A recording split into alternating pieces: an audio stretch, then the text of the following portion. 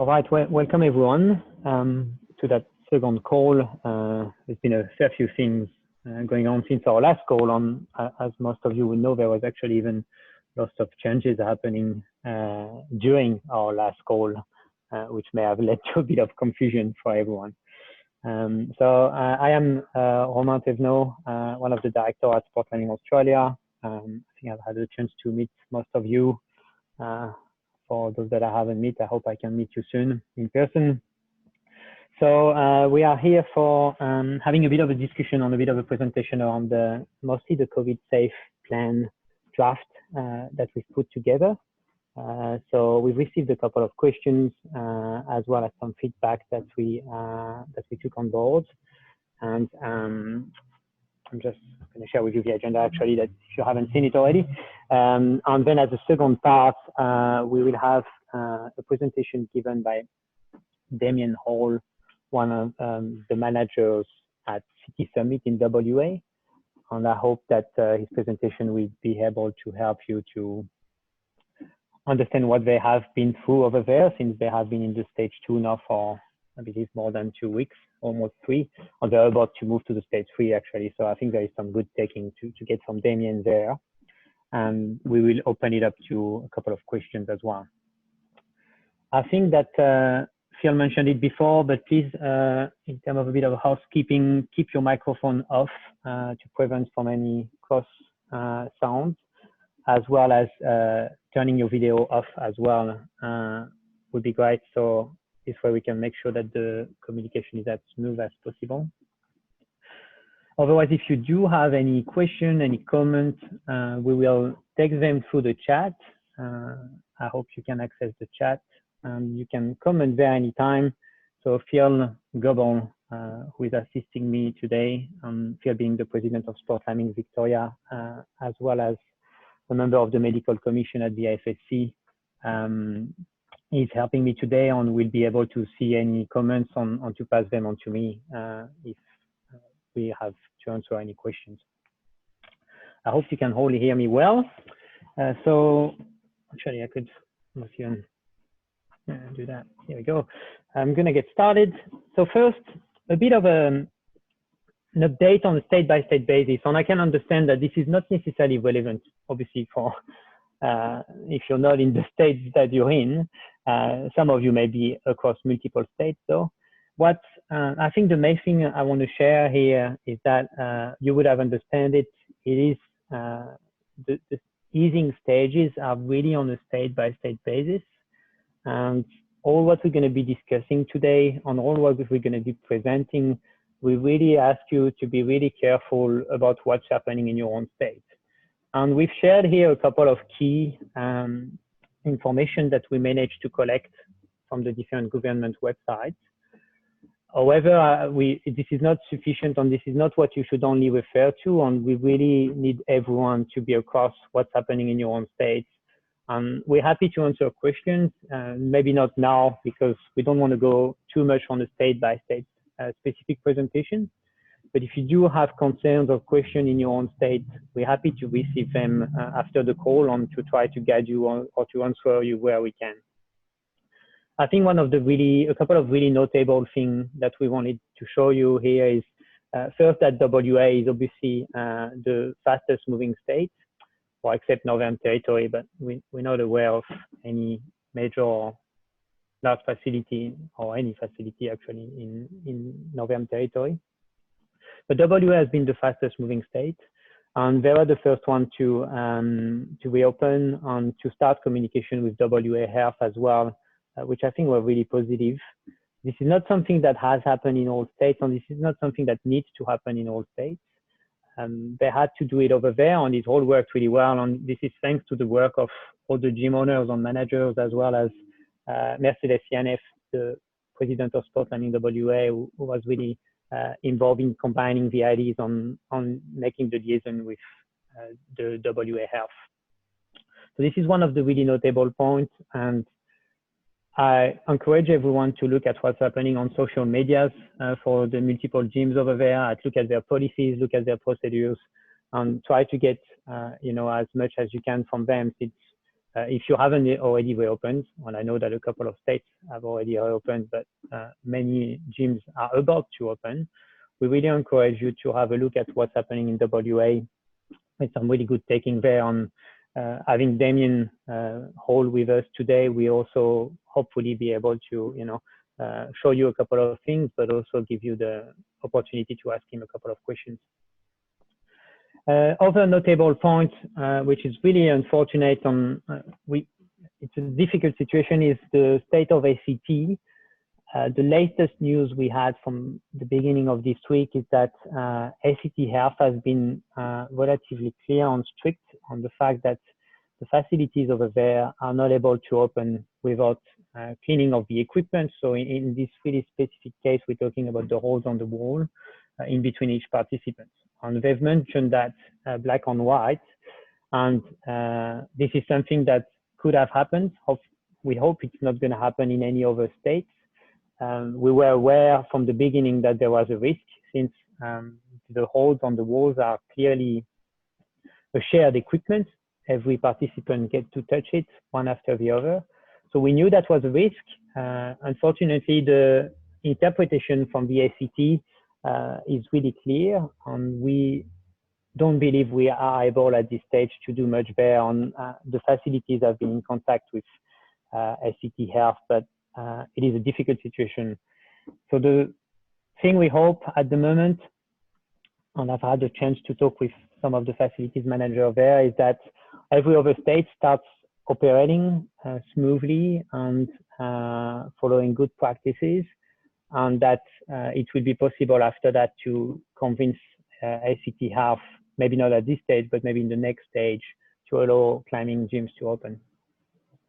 One of the risks there remains that we don't want to trouble too much ACT Health, otherwise there's obviously a risk that it will expand to other states. So I wanted to really make you aware of that if you were not already aware of the situation over there. Otherwise, other notable points around every state, as I mentioned, it has its own rules, and I ask everyone also to be really careful about the number of people you can have in your facility.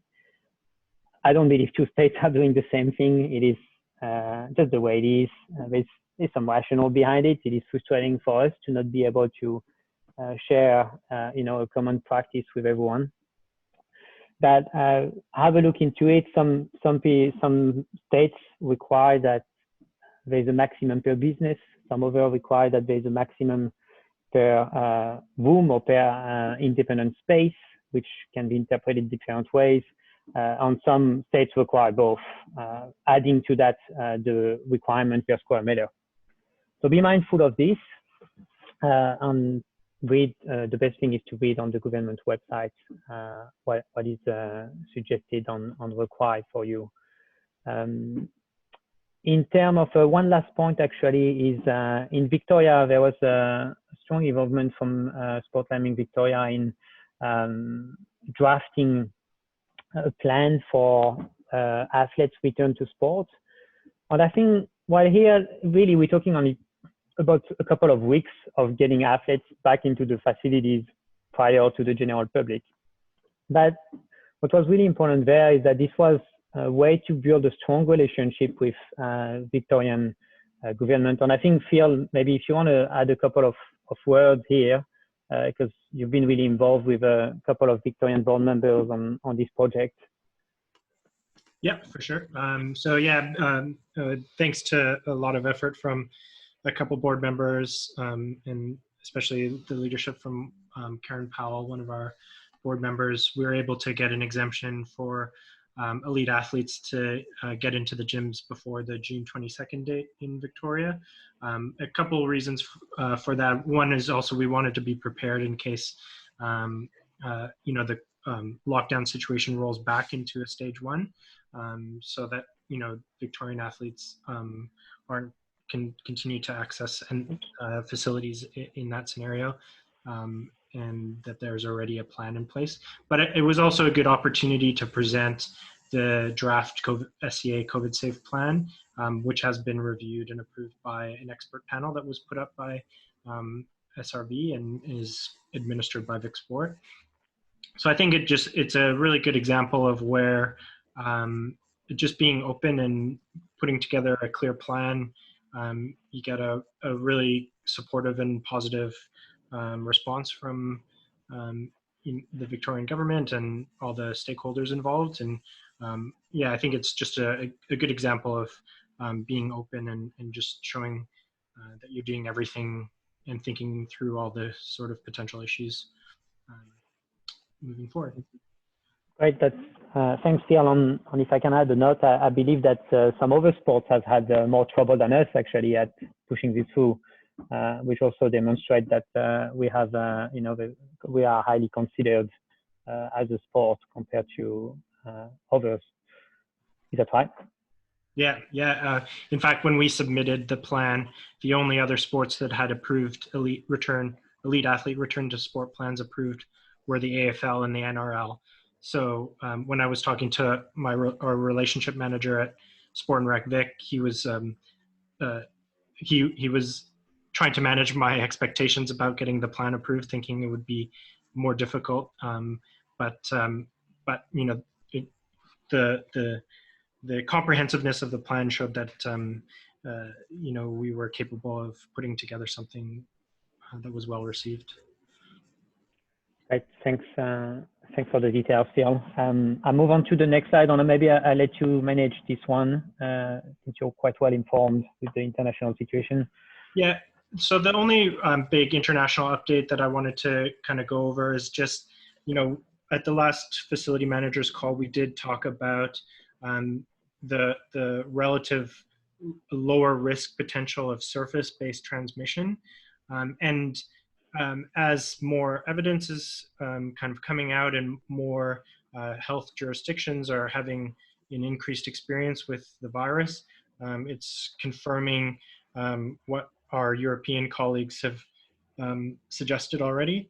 And so this culminated, or probably the most recent major news around this issue is that the USA CDC released an update about transmission scenarios on May 22nd. Also kind of coming in line with the European colleagues, saying that, you know, it's really the close person-to-person contact that's the major risk. Surface transmission risk, we can't say there's no risk, but it is definitely not the primary driver of the spread of the virus. So I think that is really encouraging and kind of confirms a lot of some of the things we weren't so confident about at the last meeting.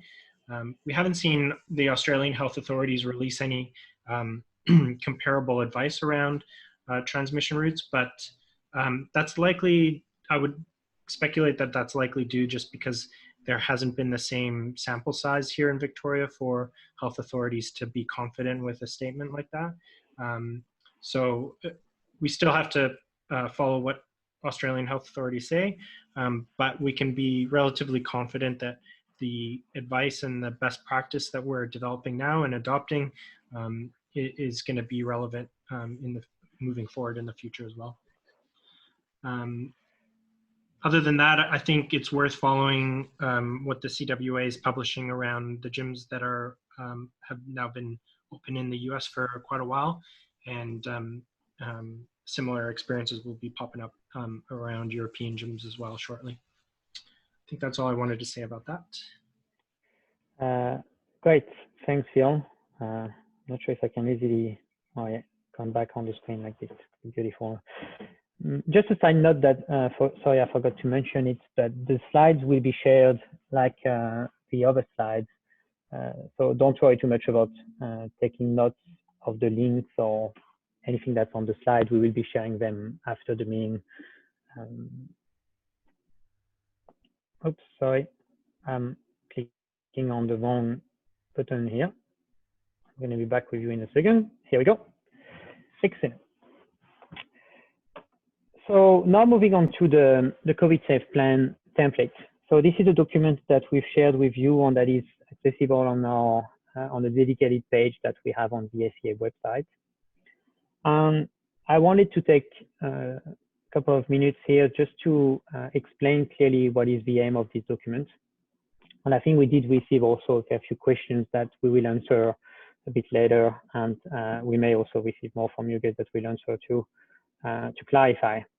So the first thing is, I mean, one of our main aim, our main aim actually, is to climb again on safely, which means that this is what we aim for as an aspiration, to remain safe. And I think this is inherent of our sport, the safety aspect, and we all have it in our minds.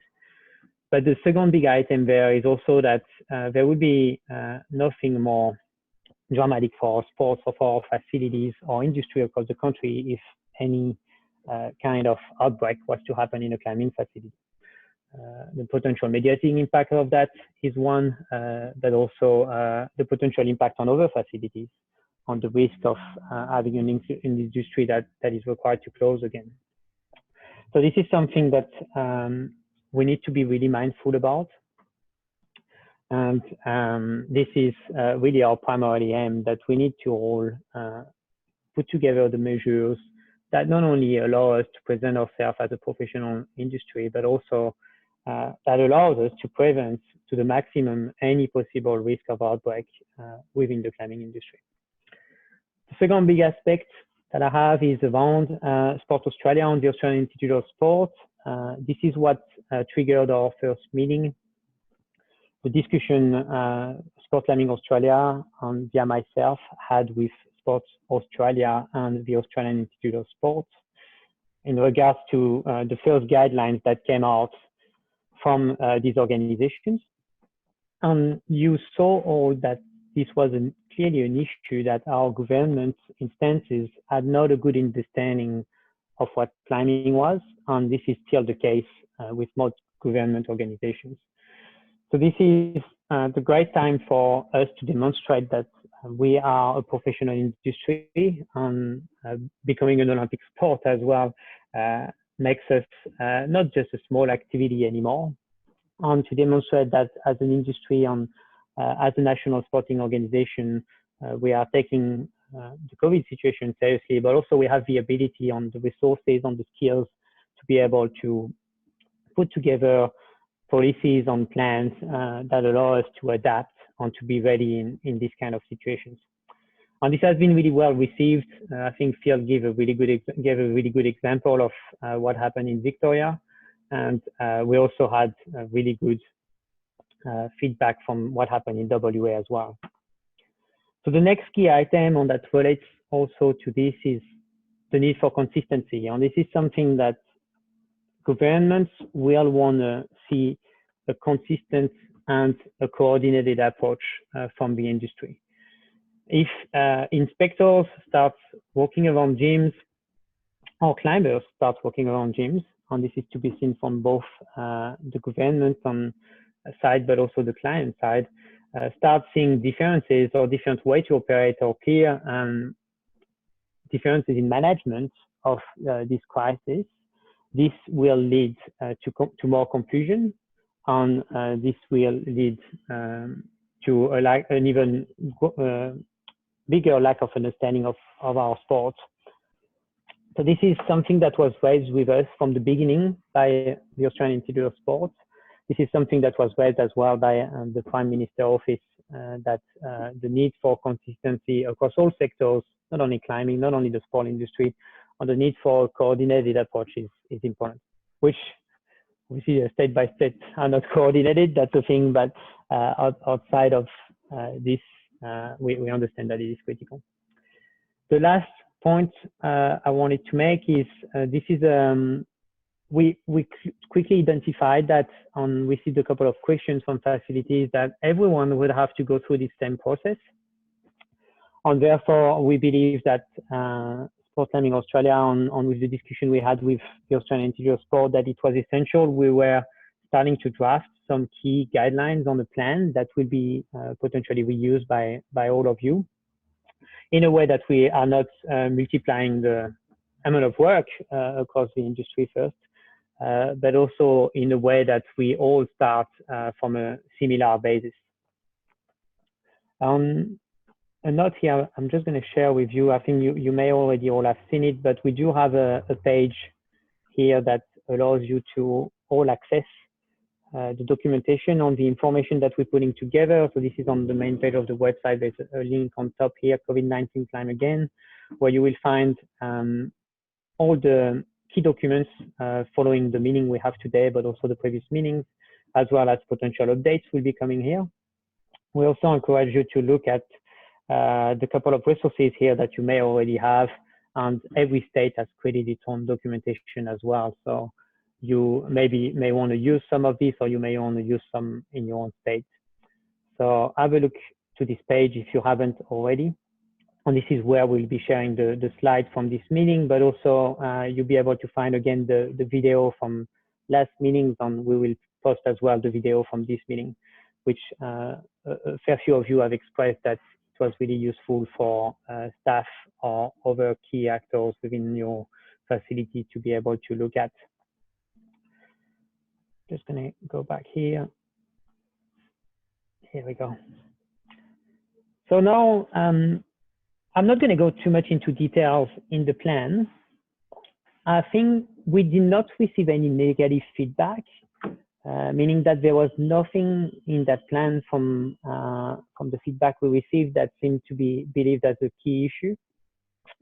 So this is really positive, and we try to develop this plan in a way that it opens up a certain amount of flexibility, but also in a way that it is to be used by each facility to trigger IDs on potentially to remove some of these IDs if they're not applicable, but also potentially to be able to create more policies or more rules. So it's been divided in 6 key strategies. You will find that the Climbing Wall Association, which has been one of the most active organizations around the world to create a plan, has a couple less strategies. I think it's around 3 or 4. We decided to go on these 6 because we believe that it worked quite well. And this is the process that all the facilities and all the industry is recommended to follow from our side.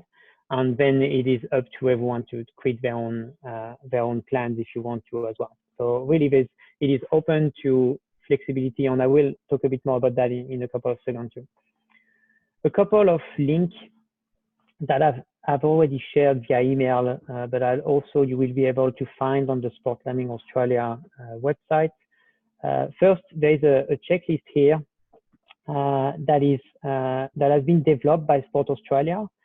I understand that this checklist does not apply directly to a climbing facility or to a business. It is mostly developed for national sporting organizations and sporting organizations.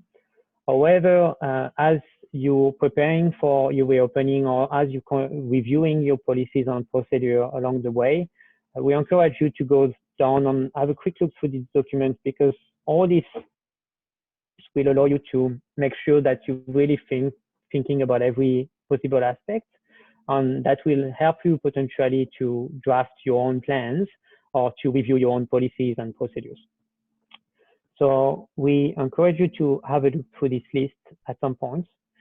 The second point is when time comes to talk about communication on management of staffing around the new policies and procedures that you're putting in place, it has been recommended by the AIS to dedicate one individual per facility or per organization to be the main point of contact for all COVID issues. We've suggested here to call it the COVID safety officer. This is open for you to have that position or not have that position. Again, there's no requirements from our side at all, but some states have requested that it is a requirement to, I don't remember exactly which state, sorry, but if you ask, I will be able to find it again. Some of the states have required that there is one person that is dedicated as being a safety or COVID safety officer or safety coordinator. It is not a requirement in all states, it has been in one of them from memory. So we've drafted a couple, and this is coming from a document from the Australian Institute of Sport. We drafted a couple of IDs here. We, again, leave it to you to take it on board, to review it, to adapt it, or even to not use it at all. This is just some documents that you can use to facilitate the drafting on your side. finally, in terms of staff management and training, you've all, I am sure, are working on this. And there is an interesting course that has been developed, which I personally didn't go all the way through the course, but I thought it was quite good from the beginning. That was created for coaches specifically. So this is a COVID safe sports coach on official certification. This is a certification that will offer the basics of COVID-19 on it is something that most people, if you've been keeping yourself informed, you would not really need it. However, we encourage you to have a look into it, and potentially you may believe that it is something that you would want your staff or your coaches to be going through as a mitigation measure, but also as a training measure for your staff or coaches. So we encourage you to have a look at this one. On a side note, I believe that the government of Queensland has created its own course that has to be, or that is recommended or mandatory to be checked. I don't remember what every state does, sorry, but I believe the government of Queensland has created its own course for staff to be doing. So keep also in mind the requirements for your state again. But if you do not have any requirements, I encourage you to have a look at this one, which is relatively good to do, I think. I'm going back here. Sorry. So I think I'm not going to go much further into the details of facility hygiene protocols or climber protection measures. You would be able to see it in the plan and to adapt it as you want. The last thing that I want to say across the plan as it is now is the aim of that document again is to provide some guidance on some support to the industry to be able to have a document to start from.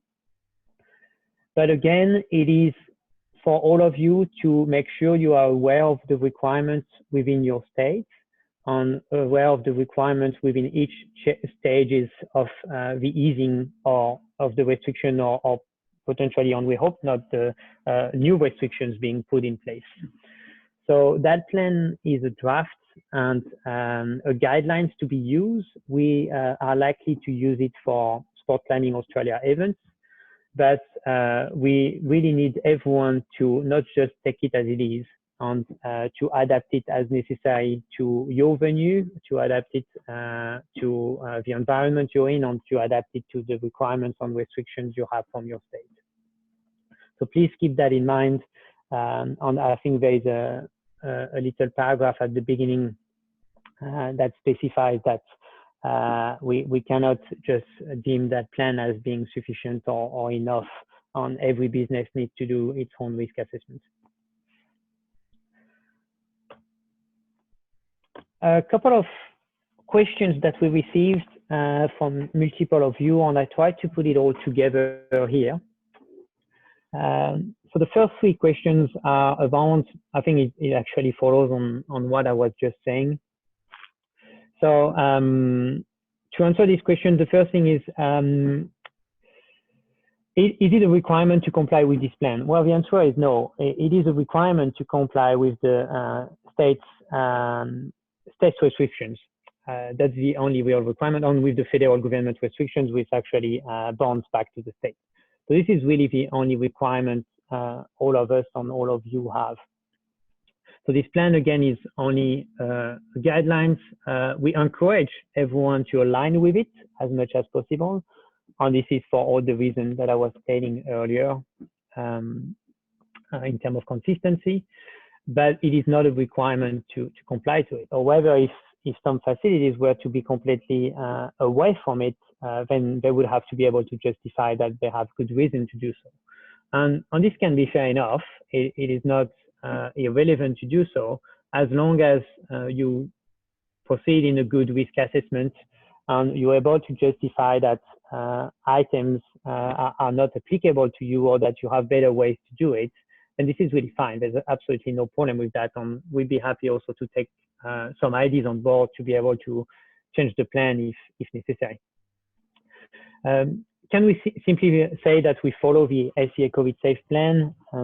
Well, no. Again, I'm going to get back always to the same point. You need to follow your state jurisdictions simply, and some states will not even ask for a COVID safe plan.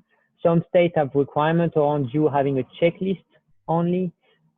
Some of the states are even more flexible and have very limited requirements on the actual documentation that you need to prepare on the actual policy changes you need to make. So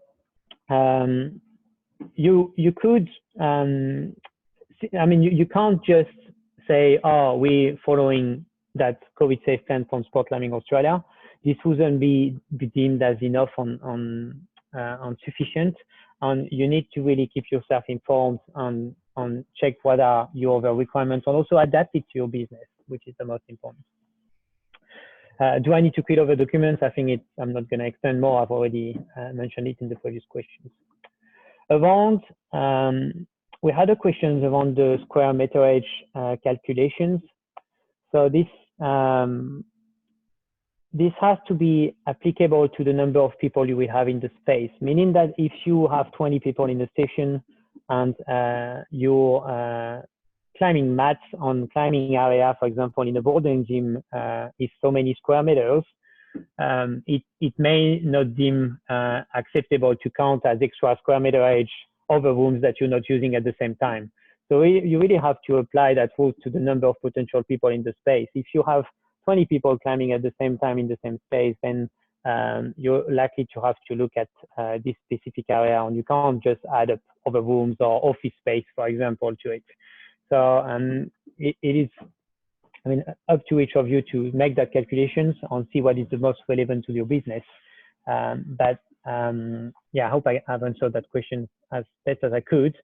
The second key item is around the maximum 20 for the whole business. On that, I mean, we've had that questions coming from multiple states actually. And again, I refer a little bit to my document that we had at the beginning on that presented on the state by the situation. This varies and it changes. So some states again suggest that the maximum is 20 for the whole business. Some of the states suggest that is 80, some over 100, and most of them suggest that 20 is a maximum for one unique space.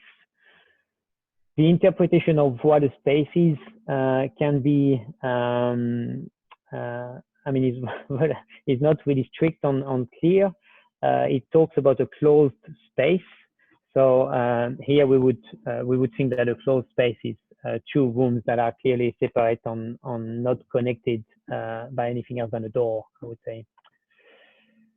Next couple of questions. The type of signage that is required. I don't believe any state has any clear requirement on the type of signage that you need to put up. So it is really up to each facility to adapt and to have enough information on the walls around the facility to for patrons to be made aware of the new policies, and also to be reminded at all time of their requirements while they are in the facility. You would have seen surely all the cross system on boxes system in most businesses, and we encourage everyone to do the same thing. I think a fair few gyms have already put that in place as well on the floor, which is just not only a way for people to use it, but it's also a way for everyone to constantly remind themselves that they have to respect social distancing measures. We had a great question about the booking system, and I actually had a discussion yesterday with a facility about this. While we don't really have ourselves any recommendation there, and we really haven't done much research, I'm sorry I can't really answer more that question.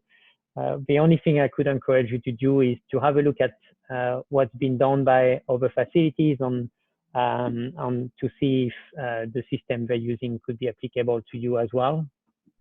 Understand there is a fair bit of complexity around being able to share with a new system the current database.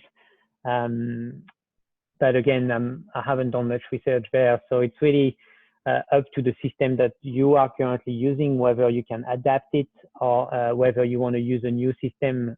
There are plenty of systems that allow for bookings of group sessions, but yes, the complexity remains around management of members on how to integrate it into a potential temporary system you would put in place.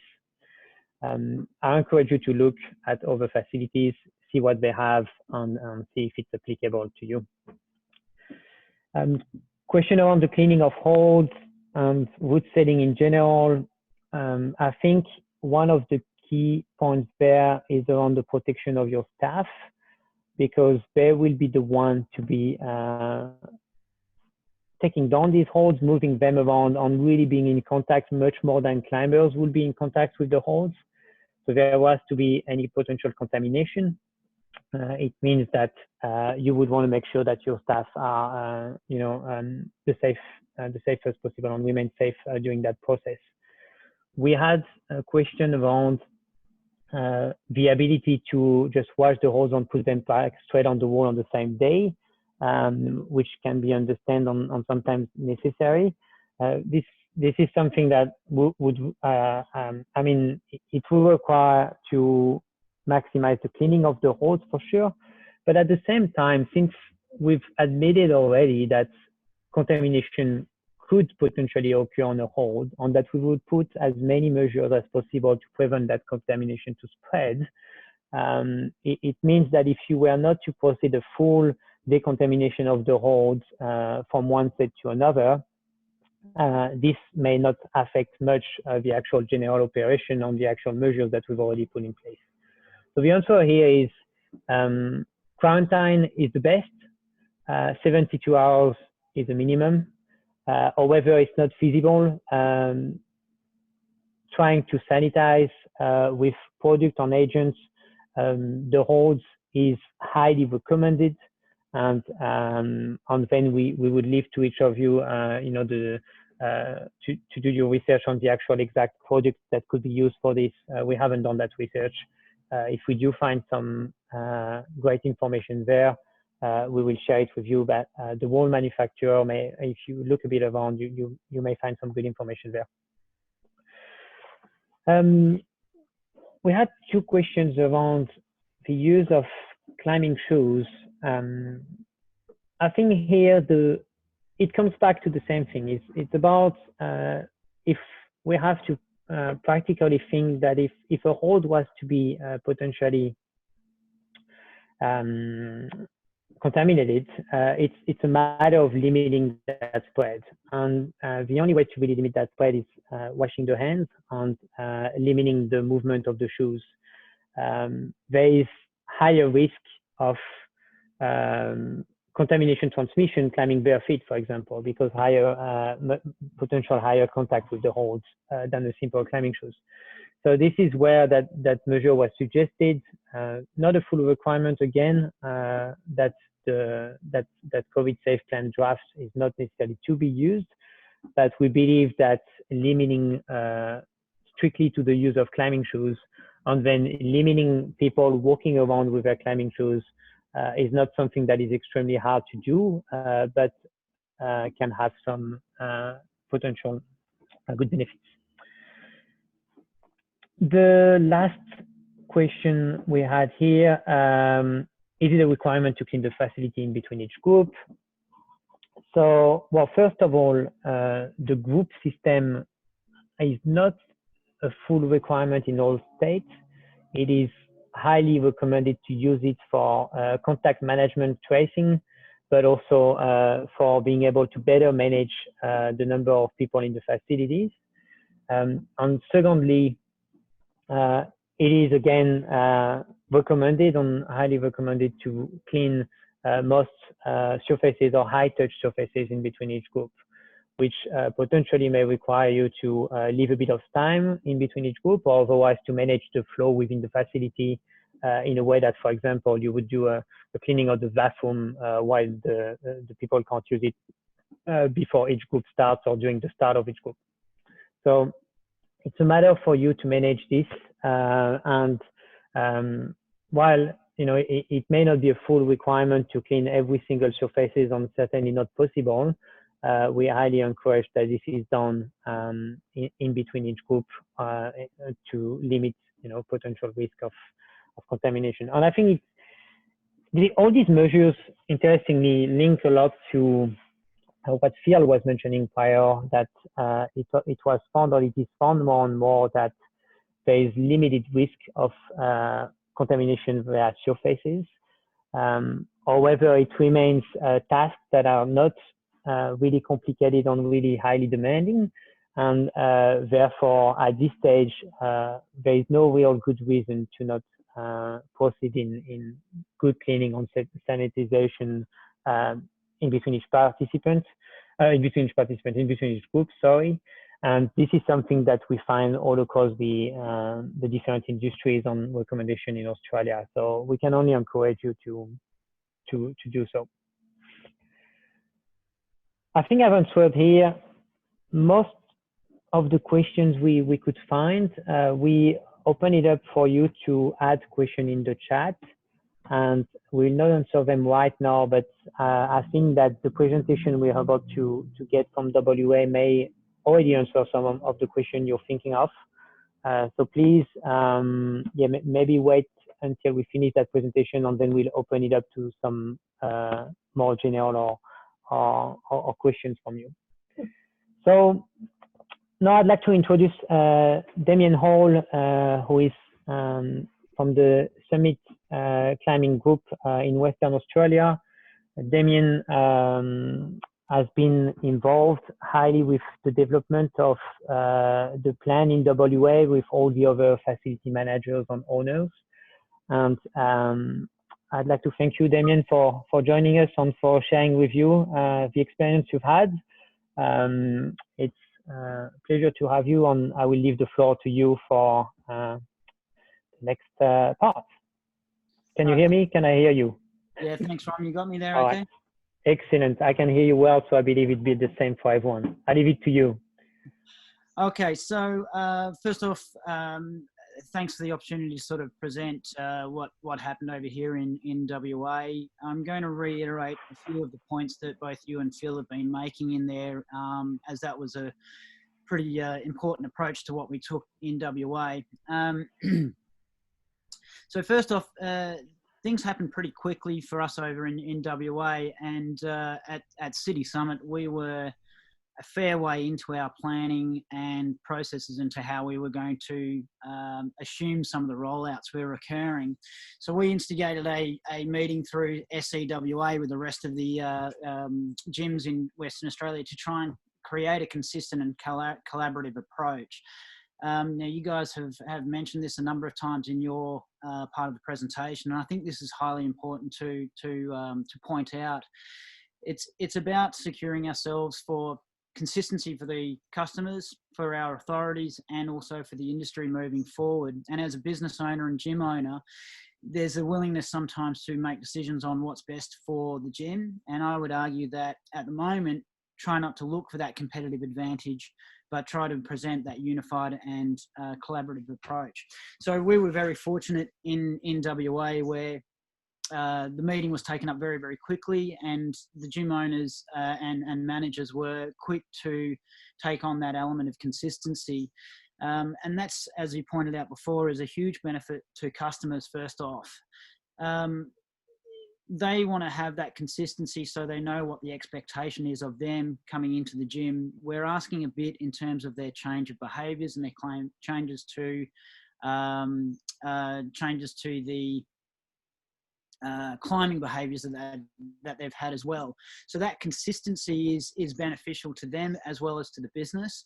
And I think most importantly, it's important for the authorities that are likely to come through. As mentioned before, you know, we're in a unique sport. People don't really necessarily understand the sport outside of the area or outside of those that climb. And creating a consistent approach is a much easier avenue to avoid any negative responses from authorities that are coming through. If they've just visited a climbing gym and they're going into the next one, to see the same consistency across the board is going to be very impactful, as opposed to having to re-explain differences between each of those gyms. So we were very quick in WA to agree to a consistency in key areas. And not all of those areas we were able to agree on, because every business is unique and every business has its own operational outcomes. So we did determine some of those key areas that we would be consistent on. And we also shared our documentation and worked collaboratively on that documentation. I think important to note here is that there was also a great willingness to compromise for the greater good. Now, our phase 2 was a classroom-led environment. The couple of the gyms in WA were in an unfortunate situation where either they were reopening at a new location or opening a new facility within less than a month of that opening. And they may not have been able to be in the same business position as other gyms, but we're looking at making compromises for that. And I think that is an important note there, that it's an opportunity in amongst the threat, and it's an opportunity to work closer as an industry, knocking down those barriers between the gyms. And that has continued throughout this process, which I think is a really good indication. As mentioned, we were the first state to roll back the easing of restrictions, and I think as a group in WA, we felt like we were a little bit under the spotlight in some regard. We wanted to provide a positive outcome, and we also wanted to provide a positive benchmark to the rest of the country, so that it could ease the rest of the could follow on with an easing of those restrictions. We tried to closely follow the guidelines laid out by SCA as much as possible. We were in a situation where it was released, easing of restrictions came out just shortly after that initial meeting. So it was a fortunate timing in that regard. We followed the AIS framework as much as possible, and the Australian government and World Health Organization guidelines. We didn't want to reinvent the wheel in any way. We wanted to establish what customers were already used to. And a good example of this one was, there was a bit of a debate around the use of face masks, and just looking in on the chat now as well, there's still a bit of a continuation of that discussion. It was agreed that from our perspective here, that obviously there's a potential of the spreading of the virus through exercise and exertion, and especially at height, and impacts to others below. We believe that a holistic approach to hygiene and sanitisation was a better approach, and we didn't want to go against any framework that had already been laid out. Example, the Australian government was saying that using a face mask on a daily interaction is not necessary, as well as the World Health Organization. So we chose not to change those existing guidelines, but took on a very holistic approach to that hygiene and sanitisation. I'll explain a little bit on that as we go on. Good to roll on there, Ron.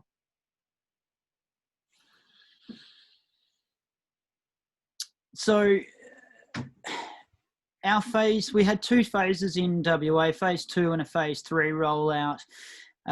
We've been into our 2nd or 3rd week now, I think, of the phase 2 rollout. So that was a limitation on number of people that could participate, which is relevant to some states at the moment. So 20 people at any given time, classroom only, instructor-led environment, and booking only. We had to adhere to a 4 metre square per person and a minimisation of the sharing of equipment. That also included a clean down period in there as well. And Rom, you touched on that before. We provided a 2-hour or 2.5-hour session, minimising the time and exposure for climbers within an enclosed space in that period. And then had a half-hour clean down period of all equipment that had been used, including top rope section 3 metres of the start and end of the ropes where they're most highly used. And clean down of all other equipment in high trafficked areas. In our gym, we also used the opportunity to open up roller doors and other door spaces, trying to flush out and clear out air systems throughout there. The COVID-19 plan was something we worked on as a group and collaboratively and shared that. We created a COVID waiver form so that customers knew what to expect, some of the changes that were involved in there. And that also gave us an ability to have a tracking system for people that were coming through in the facility, which was a requirement in WA. So as a group, we decided that there would be no new customers in that period. we felt that was, so it was only mainly for returning customers only, and memberships were frozen. That was a decision. That we made to try and minimise the interaction and minimise that time of with a new climber coming into the gym, particularly for a top rope gym where 5-step belay processes need to be taught, high level of interaction. It takes a fair bit of time. So we decided that would be the best approach. And going back to that, willingness to compromise by businesses, that didn't suit all businesses, and some opted not to open up in that phase 2 period. No loose chalk is something that we implemented in that period, and looking to continue that into phase 3. Now, again, there's a little bit more talk and discussion around the loose chalk element, and I think this is one that will continue to be discussed. We decided in WA that, again, it's this holistic approach. It assists in, perception is king, really, and it helps us to change behaviour of climbers coming in. So pretty significant change, right, for climbers not to have their loose chalk, which makes it easier for us to be able to implement other elements. Now, the other side to that is if authority walks in and loose chalk is being used in the gym and they don't understand the sport and they see the loose chalk, typically we go in and we'll blow it off our hands as we go to continue to climb, and that may start to move out throughout the whole gym. That could have a serious negative impact. A lot of customers now are being asked to make some changes, and they're being accepted. And I think that on the whole, our experience has been well accepted. There's always going to be the one or two that buck that trend, but on the whole, it's been well accepted, and we're looking to continue that in our phase 3 rollout. And just as a side note, it's been beneficial to the gym. It's never looked cleaner, and that's a good thing, especially during this period, because again, perception is king. So we had sanitisation before entry to the gym, and also requested that shoes be sanitised. That's climbing shoes. So we had a little sanitisation station to soak the base of the shoes in and rinse off and clean down. We asked our customers that no street shoes be worn on the climbing area and only sports shoes. And we also requested that they had a pair of flip-flops or something of that like, so there was no bare feet on the floors. The hire equipment is again another example of where the collaboration between the gyms was really effective. In the first meeting, we discussed that there would be no hire equipment at all. That was to minimise the use of shared equipment. But then each of us sort of sharing more and more information, we wound up with a situation which we all agreed to was climbing shoes, for example, only used once per day, and a 24-hour period where not to be used, and then sanitisation process included for that. And equal to that was with the hire harness as well. So at our gym, we've got the Black Diamond Vario, and on research, we've come up with a 50 degrees solution with a normal body wash solution is the preferred option. Soaked in that solution for 15 minutes, and then well rinsed, and then laid out for drying. Now that was over a 24 or 48 hour period. Obviously, each gym would need to consider that in terms of what equipment that they have and their approach to that. So again, we decided initially that no hire equipment at all, but that changed throughout that consistent and collaborative approach with the gyms. We also established the no climbing adjacent to an adjacent station for top ropes and lead. So we got yellow tape on the walls for the first initial 2 meters of the wall, and then that was continued down across the floor, separating the station between belay, and also giving clear belay areas for lead climbers within the section as well. Complementing that, of course, is your setting. Your setting should reflect those sections. That also is a really good visual representation that we are doing our part as a gym and an industry to an authority walking in. Again, if they walk into one top rope or rope gym and walk into the second one and there's the same methodology being applied, it's demonstrating that we're following the protocols that have been requested of us. In addition to that, there was 1 metre blank space left on the bouldering wall to indicate sections, and that also assisted in the social distancing measures. We used red tape on the floor for traffic flow and for markers for where people could congregate while still managing their social distancing. And again, just to reiterate, that is pretty much all the standard as to what customers have come to expect when entering into any retail areas. And essentially, you know, we're a retail and service area, so it's good to try and maintain that. Phase 3 rollouts now kicking in as of June 6th, which is tomorrow. I believe that we are getting ready for that. For us in WA, the phase 2 and phase 3, I think, has been a fantastic approach. It's allowed us to, you know, dip our toes into the waters as far as in what the new norm looks like, and to get our processes and procedures well established before we have that, you know, maximum of 100 people coming through and a closer to normal operation.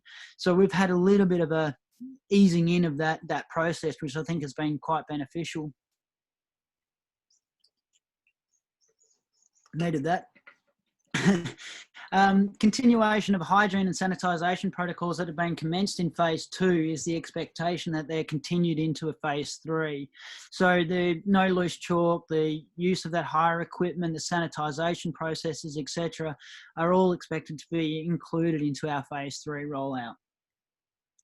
Good to roll on there, Ron. Okay, so you'll notice that I haven't really talked a great deal in terms of the particulars of the processes or procedures that we put in place. And I think that's mainly due, every gym is going to be different and every business is going to be different. But what we will do is we'll share all of our internal documentation. So that is for our staff and for our customers. So you'll have an understanding as to what a staff member was expected from the moment they walked in through the doors to their new procedures, for their sessions, for their clean down periods, their interaction with their customers, etc. Also the documentation that we created and looked at for the customers coming in as well. So we'll share that through SCA at the end of this. And once we finalise our phase 3 documentation, we'll be happy to share that as well. Hopefully that gives a better guideline that you can, you know, look at from where we've been successful over here in WA, and hopefully that gives you some measures to work from. Some of the key challenges that we had though was time. Time across the board was crazy for us. We were anticipating and making some assumptions, so we were fair way into it, but we had 4 days basically from the announcement to when we could be operational. And at that same time, we'd made a decision that we'd stripped our entire gym and we're making volume. So half of the gym was set. So we needed to get the gym reset, the booking system in place, the courses in place, the payment systems, the communication and the marketing of all of those elements done within 4 days. So credit to our team, the staff, both management and the operational staff. And just on that, you know, that last point down there is that we've invested a lot of time in developing a strong approach to instruction and climbing instruction with our staff, which gave us the opportunity to be able to run with those classes quite quickly and easily. And also it's a great opportunity for professional development for the staff. With our phase 3 rollout, there's following on from the SCWA meeting, I think there's a little bit of a trap that needs to be considered. Where 100 people at the moment at max any time, we may be calculating how many people you can have on the walls and so forth, but you also need to consider council approvals or participation levels that you've got for in your phone facility, as well as those on the wall, the non-climbers, and how you're going to treat the spectators. One of the big things that came out from having a collaborative state approach was that we weren't interpreting information coming in from and requirements from government ourselves, because there's a risk in misinterpreting that, and it's a good opportunity to be able to bounce off other people that have been reading the same information as yourselves and getting their take on it, and coming up with a consensus and consistent approach as a result of that. And I think that's really worthwhile taking into consideration. We're fortunate in WA where each gym has a really good relationship with Sports Climbing WA. And now I can say that we're getting, got a good relationship between all the gyms going forward as well. So that's been really good. Just watching a couple of the questions before I started talking, the booking system, I'll touch on that a little bit here. So we have decided that a pre-booking system for our phase 3 at City Summit is the way to go. So the question is, do you have a pre-booking system or a check-in, check-out to maintain numbers in your COVID tracking? Couple of things at play with this one. We currently have a RGP as our system, which did allow for all of those factors, including a check-in, check-out to track our numbers. There was a comment in the thread there that Gym Realm also has that availability. We're also looking at rolling over into Gym Realm, which has a little bit more versatility than the RGP. So if you've got any questions around how those widgets were created, the integration of calendars, etc., we can assist with that. With the phase 3 at City Summit, we've decided to go with a pre-booking system. Now, this is because we have a limitation on participation well below the 100 people at any time.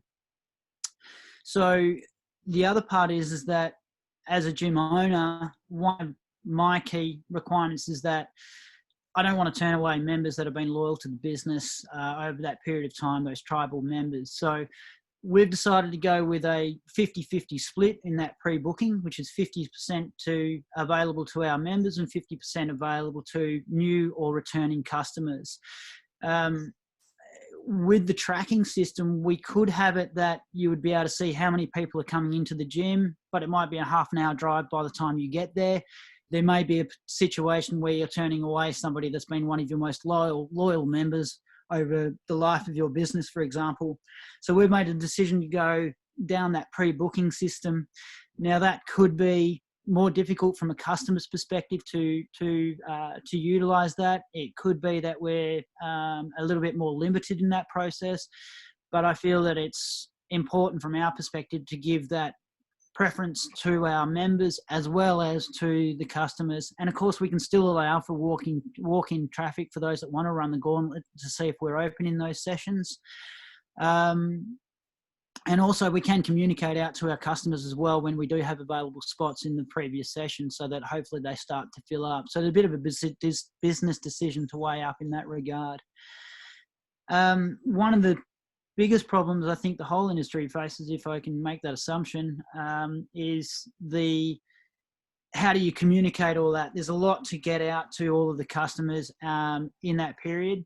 And it's really dependent on your point of sale, as we just highlighted there, and your social media interaction. One of the things that we did was to preempt any of those changes with a video just prior to that coming out. So in that video, we gave a little bit of an introduction in terms of what to expect. Can we just go back to the previous slide there, Ron?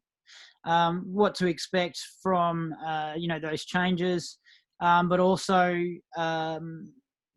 not to pick up the phone and start calling, because we needed time to get our procedures and booking measures and everything in place. So I think that worked really well. We only had a few calls that were along those lines.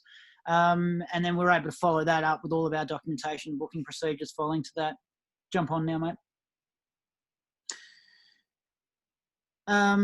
So again, I haven't really dived into those procedures and protocols. You will get a much better understanding from our internal documentation, but as mentioned, we can open it up to any questions. A couple of points just to re-highlight, if I can, is that I don't think COVID-19 is going away anytime soon. Compromises on normal operational outcomes are now the new norm, for now anyway. So consistency is the key to that rollout. Lets your customer know what to expect. A good example of this one is that if I can use my loose chalk down at the gym down the road, why can't I use it here? Operators will get pretty jacked of that question pretty quickly, and most importantly, so will your customers. Again, I think looking for a competitive advantage in this period is not the way to go. It's about protecting the individual business, about protecting the climbers, about protecting our members. It's also about protecting the industry as a whole. So think about it in this regard: is what is best for my customers, my industry as a whole, and lastly, the business. That consistency will assist us with any authorities coming through, and I think we've touched on that enough. And bear in mind that we've all been closed for 3 months, and now you can operate. So be prepared to compromise on some of those business outcomes. Happy to open it up to any questions.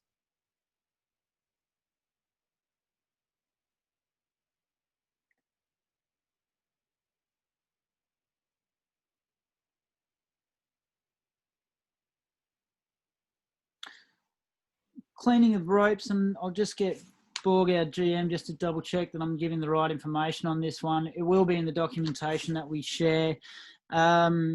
Essentially what it was a spray down of the first 3 meters, or the high interaction of the belay area. So it was either a hot water solution or a body wash solution. I'll just double check with Borg from that one. And that was also just a spray down on the belayer's end and also on the climber's end.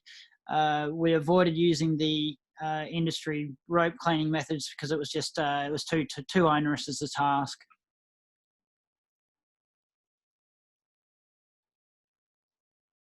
Damien, there's a question around, are you planning on using, continuing limiting the amount of time people can climb for in phase 3?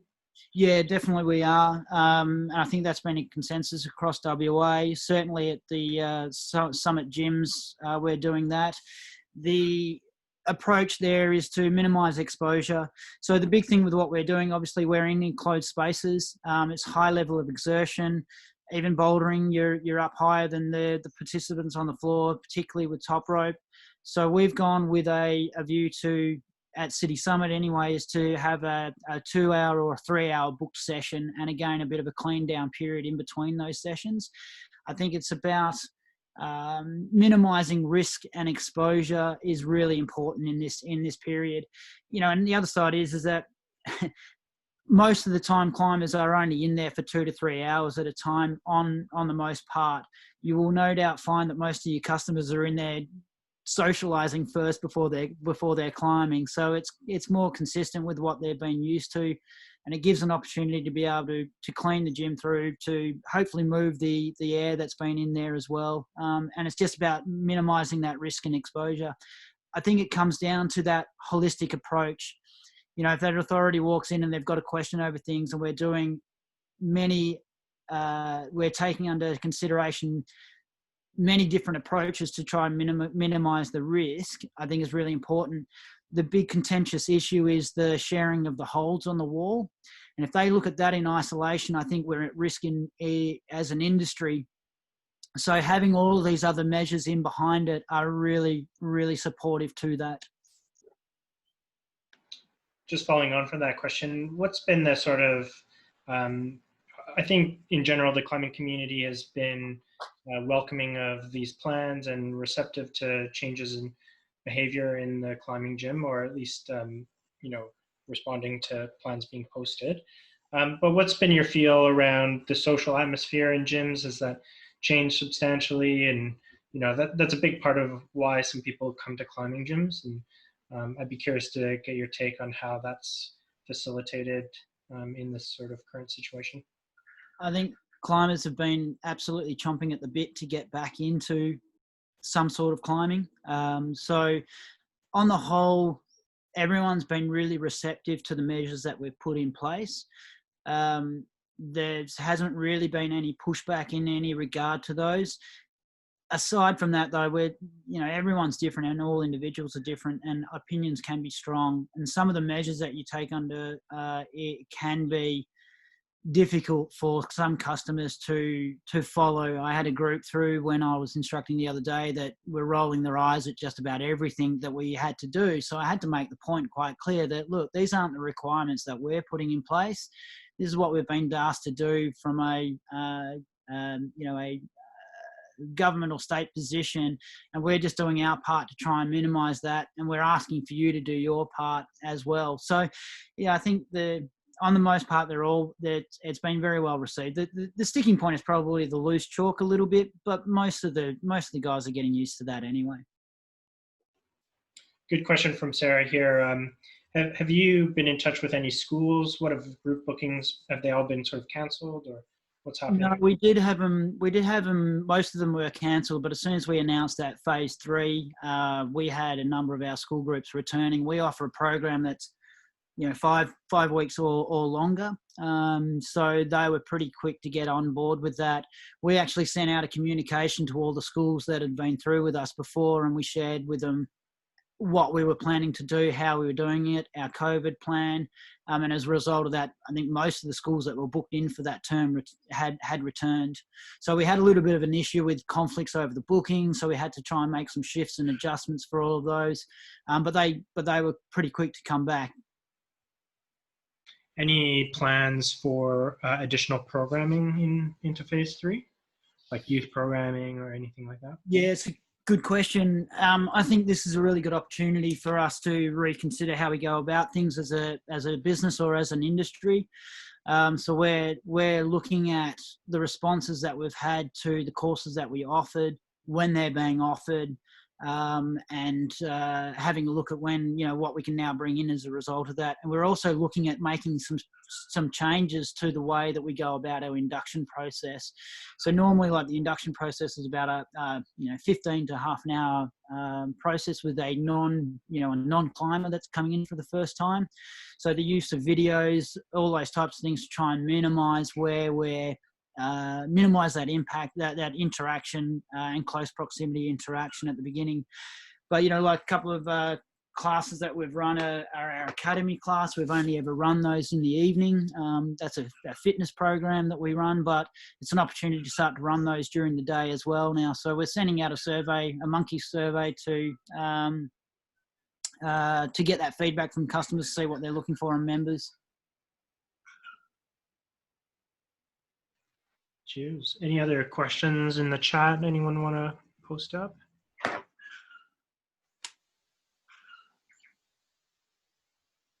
So there's a question there on the harness. We looked at that one quite extensively. I can only speak for what we've got. So we've got the BD Vario.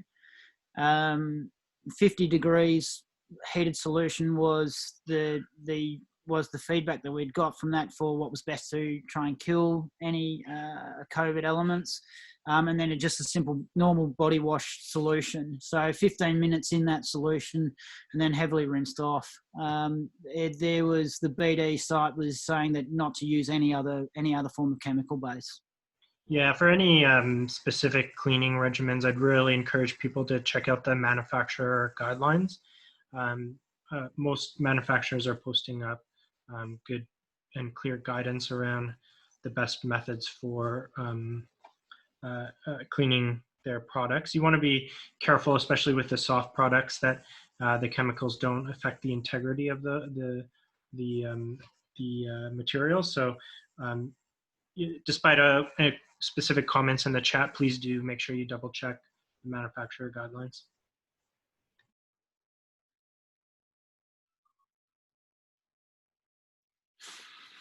Rama, do you want to open up to kind of a broader forum around the general COVID safe plan if there's any other questions?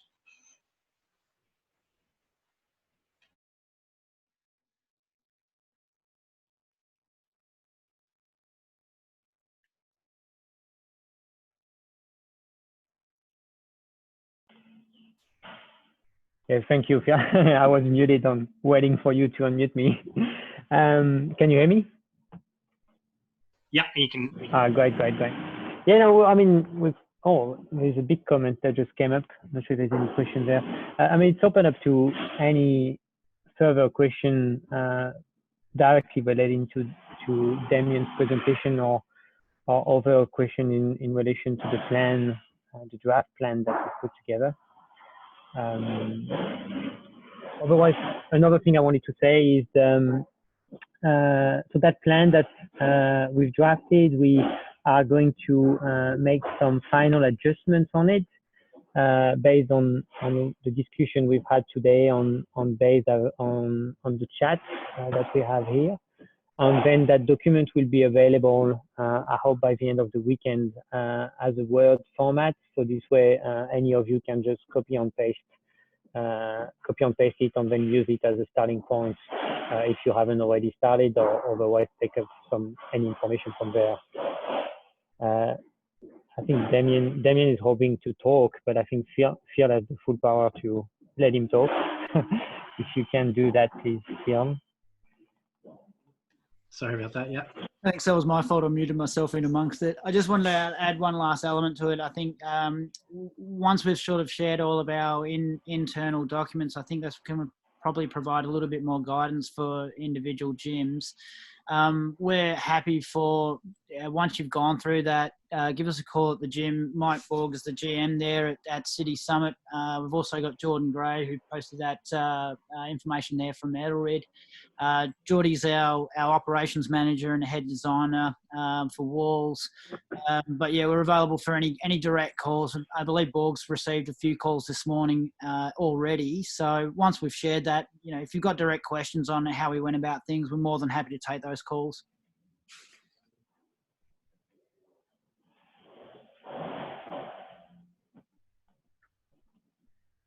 Great. Yeah, sorry, I was just playing on that muting system. I think that's, I can't see any more questions coming through the chat. Just giving it a couple more seconds, but it looks like that's about it for now. So yeah, I think we're going to get to the end of this meeting. I'd like to thank you, Heidi, Damien, for the presentation you gave. I'm sure it's been really beneficial to everyone, really informative on all aspects of the preparation as well as some aspects of the operation. So thanks a lot, Damien. Thanks for the work you have done, and thanks to your team as well at City Summit, and also thanks to all the businesses in WA, on Sport Climbing WA, for your involvement in working together. That was really great. Well, I think that's about it. We will be taking any further comments or any further feedback directly via email. You can email myself directly or email info@Sport Climbing Australia, and we will be able to get back to you, answer any question, or also importantly, if you have anything you believe should be adjusted in the plan, we really need to know it as soon as possible, so we're not affecting negatively anyone.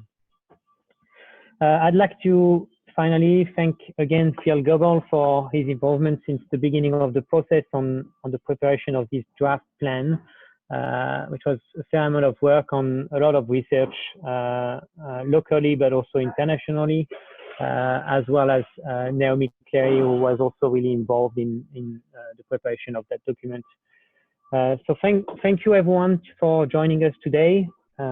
This special time. We are lucky that we can climb again in the Grampians here. I'm not sure about the situation in every state. I think most people can climb outside, and really soon we will all be able to climb indoor as well, which is really exciting. Be safe, do all what you have to do, and we hope to see you all soon around, and have a great afternoon and weekend. Bye everyone.